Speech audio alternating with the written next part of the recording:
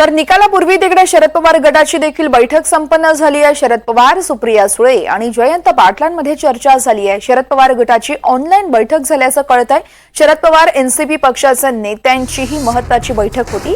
Online झाली आहे ही बैठक। महाविकास आघाडी 150 पेक्षा जास्त आमदार निवडून येतील असा अंदाज वर्तवण्यात आलाय। तर शरद पवार, सुप्रिया सुळे, जयंत पाटील यांच्यासह उमेदवार बैठकीला उपस्थित होते।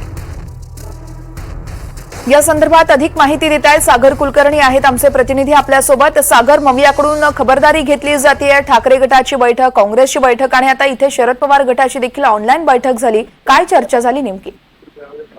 शरद पवार यांच्या सर्व विधानसभा उमेदवार जे होते त्यांची ऑनलाईन बैठक शरद पवारांनी घेतलेली आहे। सुप्रिया सुळे, जयंत पाटील या सर्व प्रमुख नेते या बैठकीला होते। अर्थात सर्व मतदारसंघातला आढावा त्यांनी घेतलेला आहे आणि जवळपास त्यांचा अंदाज आहे की 150 पेक्षा जास्त जागा या महाविकास आघाडी विजयी होताना दिसत आहेत आणि त्या दृष्टिकोनातनं काही चर्चा या ऑनलाईन बैठकीत झाल्याचं सुद्धा माहिती मिळते।